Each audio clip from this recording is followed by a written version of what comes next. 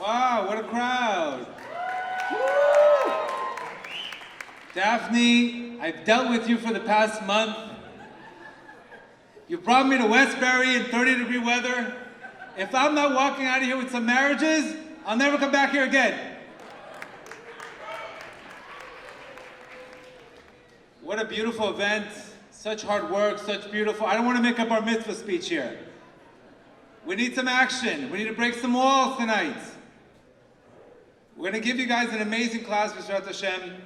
Tonight's class is L'Ilui Nishmat Yerachmiel Diana Ben Gedalia, and in honor of my wife for letting me come here tonight. May Hashem bless her with Shalom Bayit. May Hashem give everybody Shalom Bayit. So I decided originally, I said, you know what, it'd be a cute thing to be a matchmaker. You know, I said, let me try this matchmaking thing. You know, it's nice, I already set up 4 or 5 people. So let me try it, let me see how it goes. It was the shortest matchmaking ever in history. So I just wanted to give you my top 10 excuses that I got, what made me retire. And I said, I think I'd rather swipe people's noses for COVID. I think that's more brutal. So, the From Jews would say, I have a nice girl from you. What's the story? Not shayach. What's not shayach? The Ashkenazi, oh, she's too emotional for me. The Israeli, too American. The Moroccan, too Ashkenazi, do you want me to starve? The Syrian, no deal. What do you mean, no deal? Doesn't want to go to deal, no deal. The Persian, too religious. The liberal, he's not vaccinated. The conservative, way too boosted. The Chassid guy says, it's too Chabad. The Chabad said, too Breslov. So I said, that's it, finished. Career's over. I'll just give classes and I'll take it from there. So tonight, guys, and believe me, guys, this really did happen. I wish I could joke about it.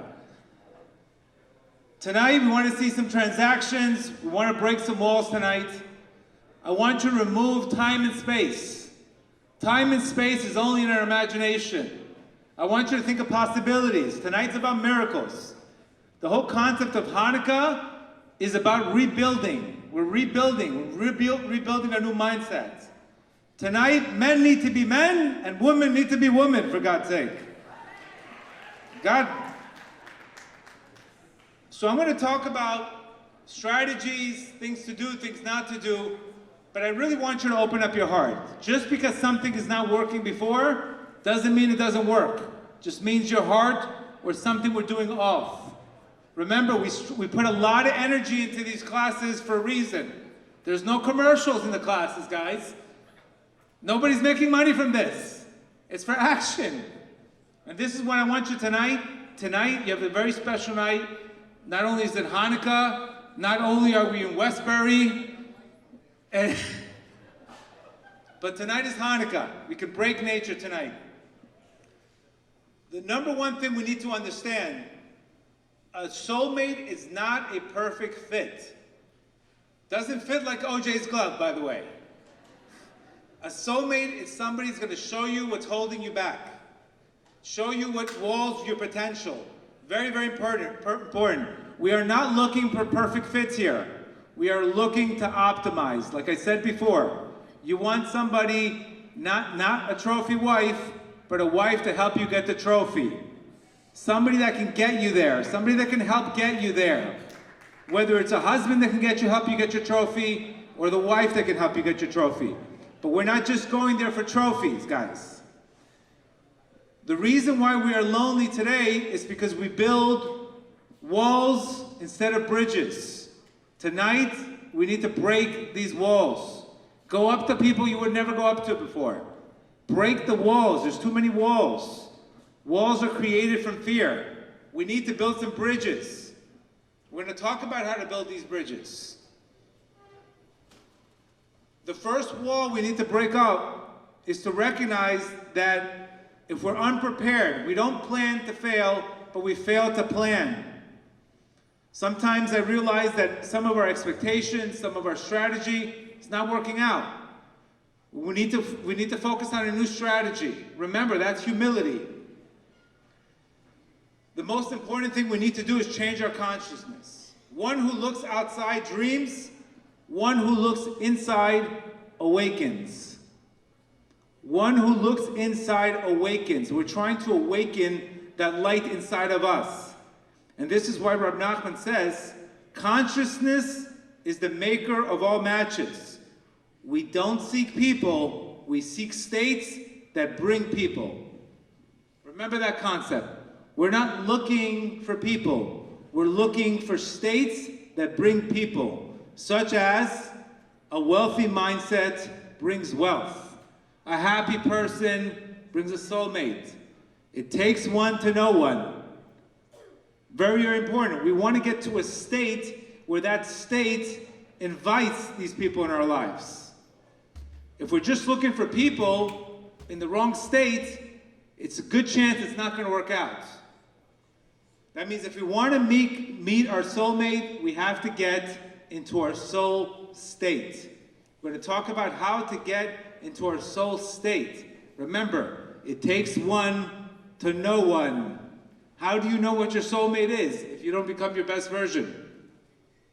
We also need to understand that if you want to be sad, nobody's going to make you happy. It's a decision.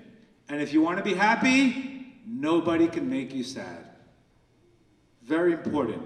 If the internal game, if I want to be happy, nobody can make me sad. It's not possible. But if I don't choose that, I'm going to point fingers. Remember that. It's not your partner's fault. We have to look at our partners as almost mirrors. We change our relationship with our Creator. He changes our relationship with Him, with people. Very simple. Number 5. We need to understand that the grass is greener where you water it. If you don't water it, it will turn brown. It's not on the other side. It's wherever you want to water it. It's greener where you water it. So sometimes the real work starts when you get married. We think the real work starts when you're single. No. I'm still working today. I thought I was already 10-year contract. I don't have to work anymore. I'm still working. The real work starts when you get married. So don't spend too much time thinking about getting married. You're going to learn anyway. Once we approve ourselves, the world will also approve you. But when you don't approve yourself, nobody will approve you. Your Creator wants to get rid of any kind of unworthiness you have inside of you. Any kind of unworthiness, you have to leave it somewhere else. Extremely important. And this is why the shadow is the greatest teacher on how to come into the light. Our problem is the greatest teacher of what we need to fix. This is exactly what we're looking for. We're looking for the light. But the shadow teaches us how to come into the light. And that's a very important, because once I know what the shadow is, I can now deal with how to get to the light. The highest level of spirituality is to know oneself. And the biggest sin is to lose oneself. We lose oneself in codependencies, codependent relationships, lost self. We lose ourselves in relationships out of approval, out of fear. You can never lose yourself. That's the beginning of all end.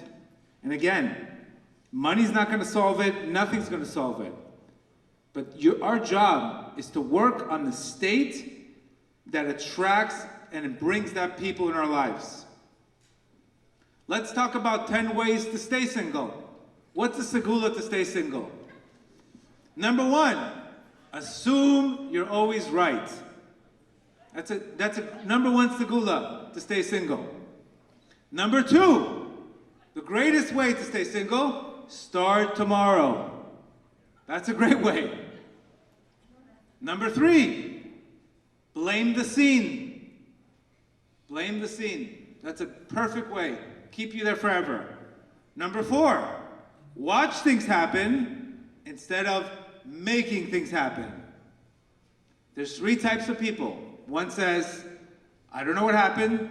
One says, look what happened. And one says, let's make it happen. We need to make it happen, guys. We need to make it happen. Number 5, listen to classes and do nothing. That's a great way to stay single. Listen to as many and do absolutely nothing with it. Number 6, fail once, quit forever. Fail once, quit forever. Stereotype every relationship based on one bad experience. If you're not willing to have the courage to say goodbye, life will never treat you with a new hello. You have to say goodbye sometimes. You have to say goodbye, then life says, hello, hello. Can you say hello without saying goodbye? It's like sitting in those doors that either they're going this way or they're going this way, but you can't sit there. Either you say goodbye and you'll treat the new hello. Very important. Number 7, wait for perfect conditions to get married. That's a guaranteed no. I need to make sure that it falls in my aunt's Persian birthday and this and that. I mean, there's no perfect conditions, guys. It's there's never a perfect condition to work out. There's never a perfect condition to make money. There's never a perfect condition to get married either. Because life is one big learning cycle. Stop waiting for perfect conditions. It's just an excuse out of fear. I can't watch the same single scene over and over. I cry. I better see weddings in this place next year. If you're going to drive 2 hours, at least let it be a damn wedding. Amen, amen, amen. Let's go.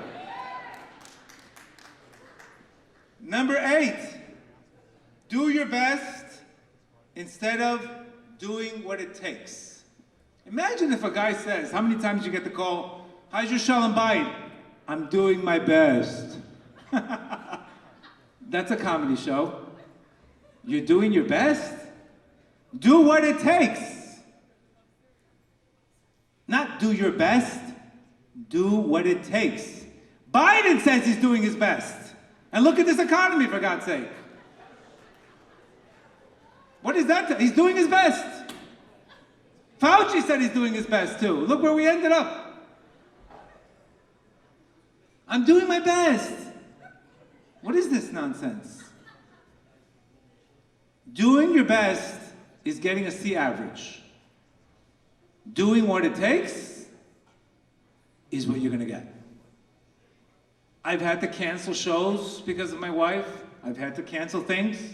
What does it take? No problem. I'll do what I can. Guys, if you're not ready to be prepared, just don't get married. Just don't get married. I'm going to be honest with you. Doing your best is not enough. It's not enough today. I hate to tell you. You need to do what it takes. If I tell you guys, I need you to do a 40-day challenge, I'm doing my best, it's hard for me. Okay, stay single and broke. Stay single and broke. Is this what you want? No problem. If I was 27 years old talking like this, I would jump off a building. I'm doing my best. Enough, guys, enough. Why do you think your Creator gave you Ratzon? What do you think Ratzon is? What do you think desire is for? What is desire for? You know the wrong types of desires what we got to. But what are we using our desires? When you tell your Creator, I'm going to do whatever it takes. If I have to wake up early to pray and change myself, I will do it. If I have to do a 40-day challenge, I will do it. But when you start saying, I will do my best, you know, when they told me you have to go to Uman this year, and they told me there's a war, if I said I'll do my best to get there, I wouldn't have left MIA.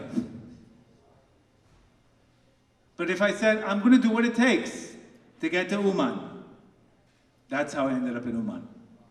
You need to make a decision. You need to make a decision to turn it up. You only have one life to live. I have no idea what comfort is doing for anybody anyway. I have no idea. And you can apply this to every area of your life. You cannot say, if you want to be married, you have to do what it takes to stay married. It's no longer, the odds are against you today. Women are calling 75% of the divorces today. Guys, women are calling 75% of the divorces. It's a serious business to stay married today. Forget getting married. Staying married is even harder. And the last thing you want to do is you want to go into a marriage unprepared. So get into that mindset, I will do what it takes. And that's going to require pain. We're going to talk about those three things. That should be the line today. I will do what it takes. And we have certain employees, and some employees say, I did my best, and they're no longer working at the company anymore. I'm sorry, they're no longer working at the company. Because you're doing your best at 10% capacity is not going to do much for anybody. But when you do, I'll do what it takes, these are the ones that are getting and rising in the company. Guys, it's the same formula. Interested is doing your best. Committed is doing what it takes. Between interested and committed, there's a big difference. It's going all in or saying, I'll try. Pick one person, go all in, make it happen. But if you don't have that desire, because our sages already tell us, our sages are already telling us that every rose has a thorn. Our sages are already telling us before a couple's going to get married, the other side wants to block it. Our sages they're preparing for obstacles already. And what are you going to do when you say, I tried my best, it didn't work? No, it's not enough. You have to give it all you can. That is the most important thing. Number 9, they make mistakes and they repeat mistakes. If you make a mistake, you learn from it, but don't repeat it. Make mistakes, repeat mistakes. Hi, Gedale, what happened? Did you get physical in the relationship? I tried. You made mistakes, you repeat mistakes. I can only tell you the rules. My rules come from the Zohar, Rabbi Nachman, the Baal Shem Tov. These are the rules. You guys do what the heck you want to do with the rules. There are rules to getting married, and there are rules that are going to confuse you. So you have to make a decision of what you want to do. And the worst thing in life is to do this over and over again. Over and over again. When are we going to have some delayed gratification, guys? When are we going to have some delayed gratifications? This is what we need. We need to focus on our goal and starve our distractions. I'll tell you why this is so important. This is not just some motivation BS, guys. This is, if you don't grow, you're going to get the price for low self-esteem.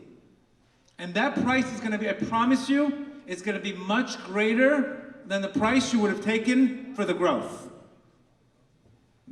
You need to understand that. Yes, this is not easy. Nobody's saying it's easy. It takes a lot of work. But I promise you, you will be much happier because you reach your full potential. And that is the goal. So again, if we made a mistake, let's not repeat it. Number 10, always take everything personal and then get emotional. When you take it personal, you're going to get emotional. Not everything is about you. You have a breakup, it didn't work, move on with a new strategy. If I got married after 60 days from my divorce, so could you.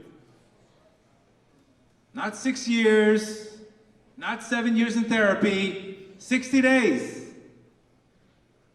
What's the difference? You're going to learn on the way anyway.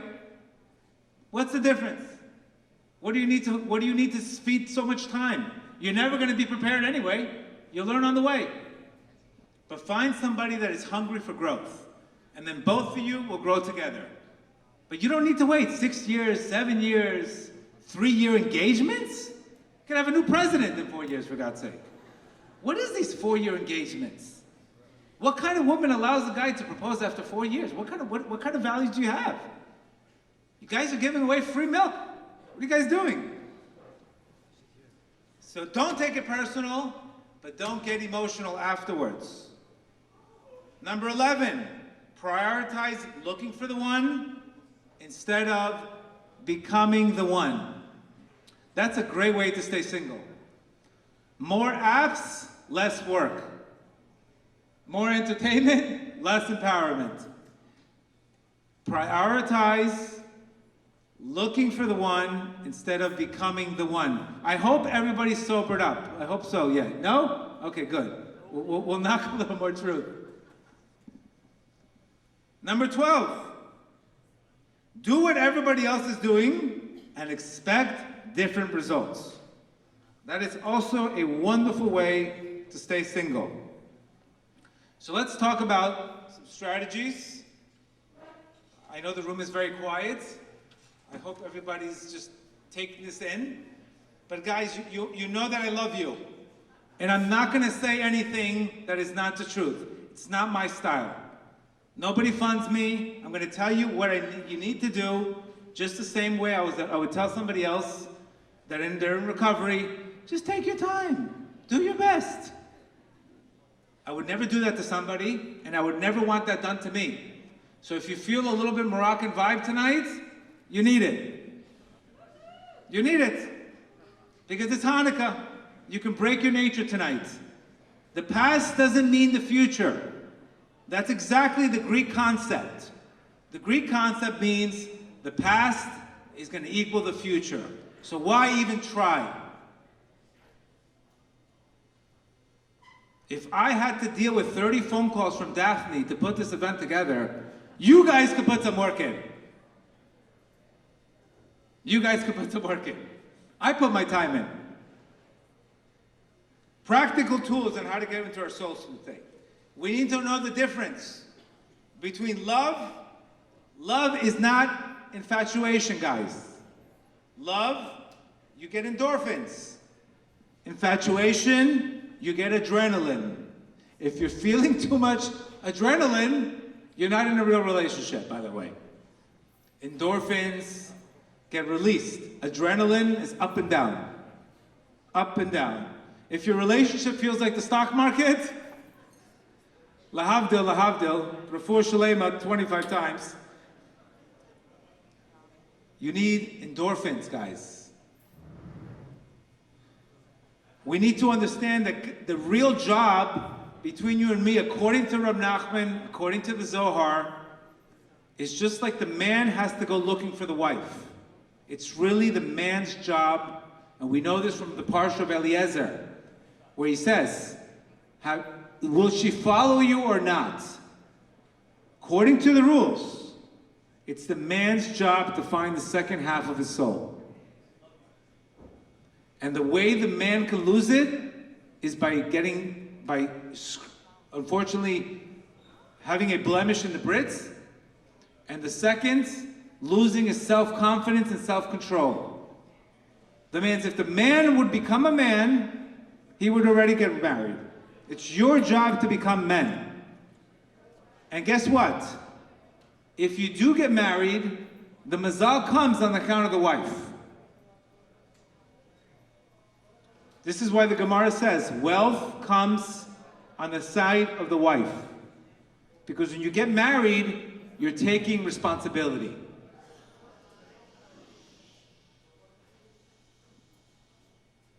When you get married, you're taking responsibility. So sometimes, because you took responsibility, wealth will come to you.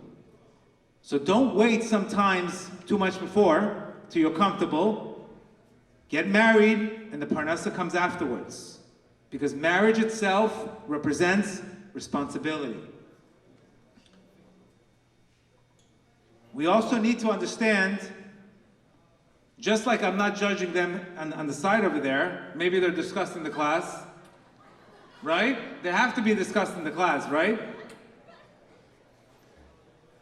So instead of judging, we want to understand people. We want to understand why they're not listening and want to stay single. We want to understand that. There's a difference when you get married and you look for, when you're dating, the first thing you need to understand, do I know everything about that person before I judge them?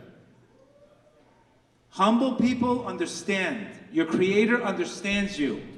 He doesn't judge you. You have to mimic our Creator by understanding more, judging less. Extremely important, guys. When you go to a date, understand more, judge less. It's something we do a lot. We judge too fast. You wouldn't judge if you understood the person. Your job is to get to understand everything about that person. And then you wouldn't judge them.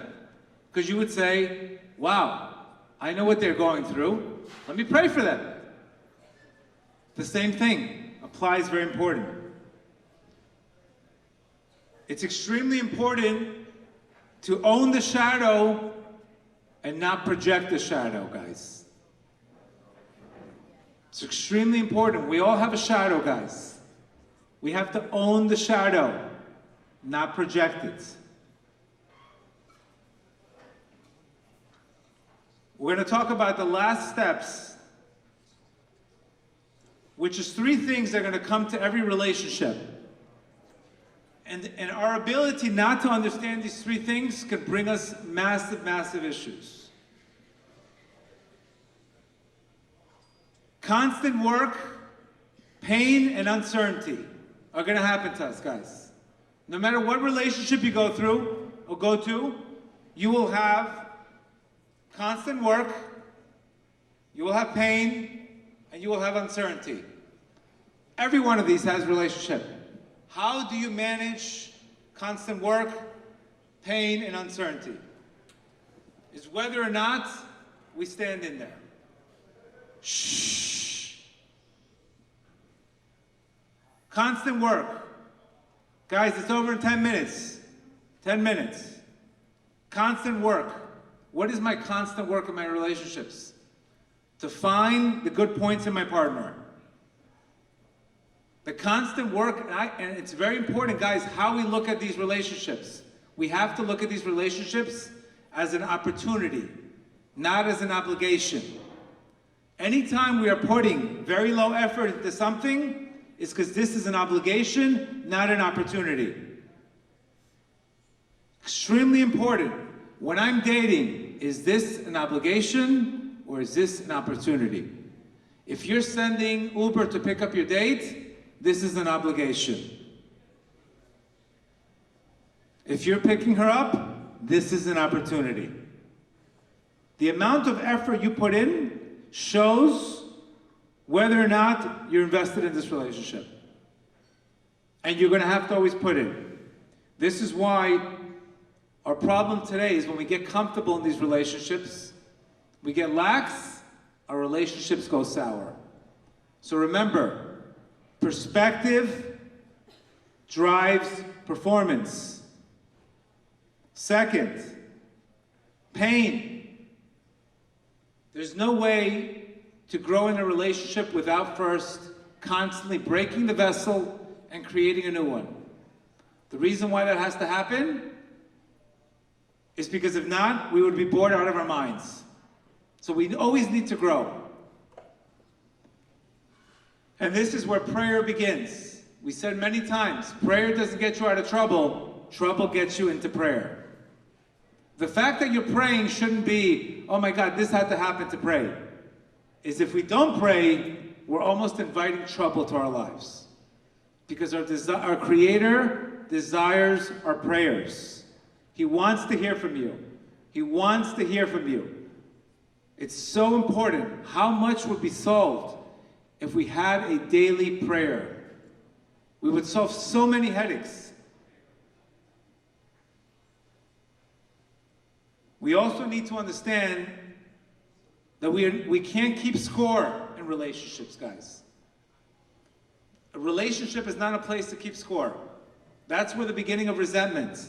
When we keep playing score, oh, I'm 5, you're 2. I'm 6, you're 3. Okay, what's the score now? 5-1. Well, that means I should be resentful, right? What are we keeping score? Would you want your creator to keep score? Do I want me to, should I keep score of who's talking in the bar? Should I keep score? No. I appreciate them.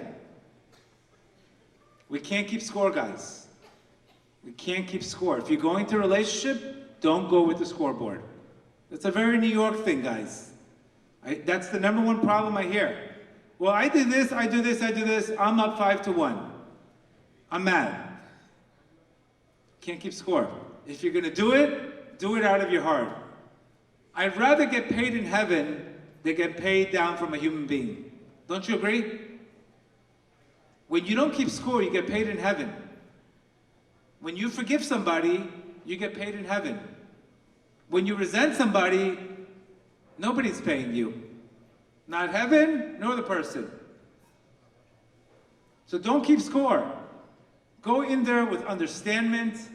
Go in there with no judgment. And see what happens. But don't keep score. This is the #1 thing I hear. I do this, they do nothing. People are not going to be very motivated when you tell them, I'm up 10-1. You're a loser. What are you going to do now? How is that going to motivate somebody, guys? Think about it.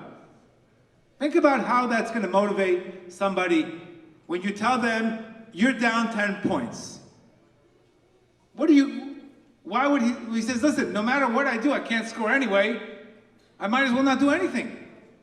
It's extremely important, guys. You cannot shove your scorecard on your partner. That causes resentment and it kills a relationship. It doesn't give incentive for the person to win. It doesn't give the incentive for the person to do better. It just tells them, you are not doing good. Think about it.